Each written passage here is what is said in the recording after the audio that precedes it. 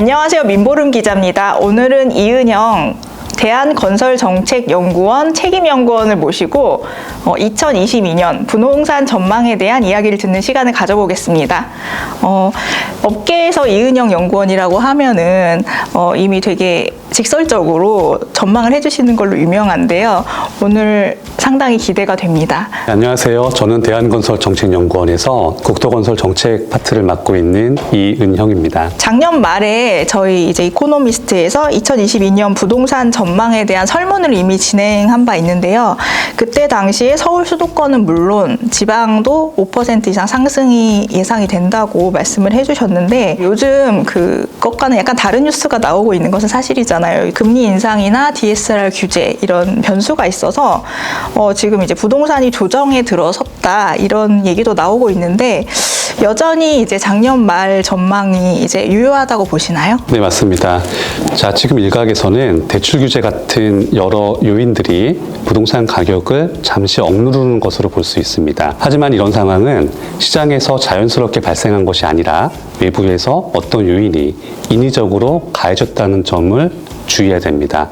따라서 이렇게 만들어진 결과는 그러한 요인이 해소되었을 때 다시 가격이 튀어오르는 요인으로 작용을 하게 됩니다. 이런 부분을 감안한다면 현재 일각에서 제기되고 있는 부동산 가격의 조정론 같은 것은 장기적으로 지속되기는 어려운 일시적인 상황으로 판단해도 무리가 없습니다. 그럼 대출 규제나 이런 부분에 대해서 규제 완화가 되거나 한다면 또 다시 이제 부동산 가격이 오른다거나 하는 결과가 나올 수 있다는 말씀이신가요? 네, 맞습니다. 필연적으로 부동산 가격은 다시 상승할 겁니다. 우리가 이 부분을 다룰 때 부동산 가격이 일반적으로 왜 움직이나를 생각해 보면 이해가 쉽습니다. 어떤 동네나 어떤 지역에서 가격이 올랐다고 하면 대부분 그 원인을 찾아봤을 때 그 지역에 개발 호재가 있는 겁니다. 뭔가 새로 생긴다던가 뭐 어떤 게 들어선다던가 아니면 앞으로 무슨 계획이 있다던가 이런 부분들이 해당 지역의 부동산 가치에 영향을 미칩니다. 그런데 최근 2년만 보더라도 정부의 부동산 정책이 규제는 진행을 하고 있지만 동시에 주택 공급을 확대하는 것으로 확정되어 있습니다. 그리고 지금 선거를 앞둔 시점에서도 여야 양쪽 후보분들 모두 주택 공급은 확대하는 것으로 방향성을 설정한 상태입니다. 그리고 주택 공급과 더불어서 거기에 필요한 광역교통망 같은 SOC 투자도 예정된 상태입니다. 이런 부분을 감안한다면 3월에 선거 결과가 어떻게 나오든지 무관하게 서울과 인접 수도권, 경기도 같은 지역에서는 개발 호재로 작용할 수 있는 주택 공급과 SOC 건설 같은 내용들이 진행이 될 겁니다. 결과적으로는 해당 지역의 부동산 가치는 종전에 비해서 올라갈 수밖에 없고 가격도 당연히 그에 따라서 상승할 수밖에 없습니다. 선거에 따른 지역 호재가 결국에는 부동산 가격 상승으로 연결될 수 있다 이런 말씀이신 것 같네요. 네, 맞습니다. 상승을 한다거나 아니면 혹시 조정이 올 수도 있는 그런 지역이 있다면 어디가 있을까요? 사실 제가 그런 부분은 답변 드리기가 어렵습니다. 왜냐하면 우리가 부동산뿐이 아니라 주식 같은 시장에서도 어떤 호재를 찍어주고 그걸 따라가서 돈을 벌고 싶다라는 희망을 가지시는 분들이 많은데 이런 분들의 요구에는 모두 답변 드리기가 쉽지 않습니다. 다만 향후 몇 년간은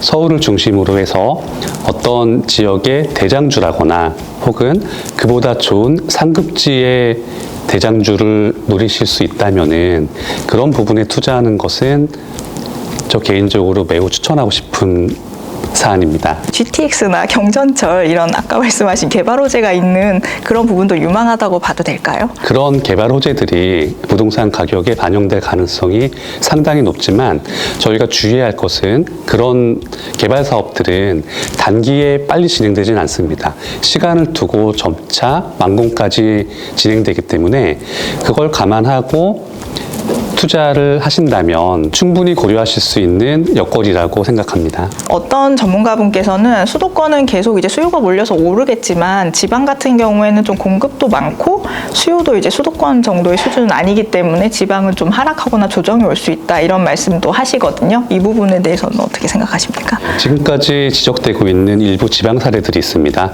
어떤 지역에서는 공급이 과도하게 집중됨으로써 가격이 내리고 있다. 이런 부분 충분히 그렇게 될 수 있습니다. 하지만 이 부분을 2022년 한 해로 한정을 하게 된다면은 현재로서는 집값이 내려야 하는 요인들보다는 그렇지 않은 요인들이 더 우세하다고 할 수 있습니다. 올해만 해도 해가 바뀌면서 재난지원금과 기타 등등 얘기로 해서 시중에 돈이 많이 풀릴 거라는 얘기가 나왔습니다. 자, 이렇게 본다면 전 세계적으로까지 가지 않더라도 국내에서도 유동성 증가는 정해진 수순이죠. 그리고 작년에 지목되었던 1인 가구의 증가는 지금이라고 해서 1인 가구가 감소할 것 같지는 않습니다. 이런 부분만 보더라도 이미 종전의 집값 상승의 원인으로 지목되었던 요인들이 현재 진행형으로 있기 때문에 굳이 지금 시점에서 대출 규제나 이런 요인들을 원인으로 해서 집값이 하락할 것이다라고 전망하기에는 근거가 충분치 않습니다. 일각에선 지금 아파트 값이 너무 올랐기 때문에 빌라나 오피스텔 이런 대체재를 찾는 수요도 꽤 많거든요. 올해에도 이런 상품이 흥할 수 있는지, 그리고 이런 상품을 매수해도 되는 것인지 한번 어떻게 생각하십니까? 저는 개인적으로 실거주 수요에 맞춘다면은 그런 상품들도 충분히 매수할 수 있다고 생각합니다. 여력이 있으신 분들은 아파트든 어떤 것이든 본인이 희망하시는 것을 매입하시면 되는 건데, 거기까지는 여력이 조금 부족하신 분들이 그렇지 않은 대체재를 사시는 겁니다.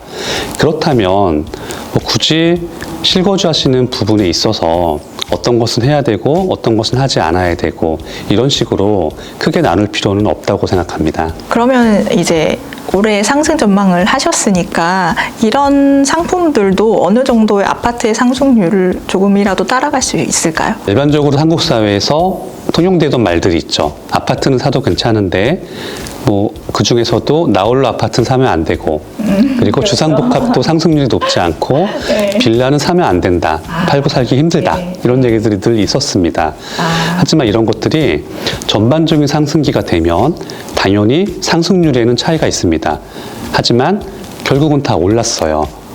자, 이런 부분을 감안한다면 주택 매수 수요가 특히 집중되는 상황에서는 사시는 것이 나쁘지 않습니다.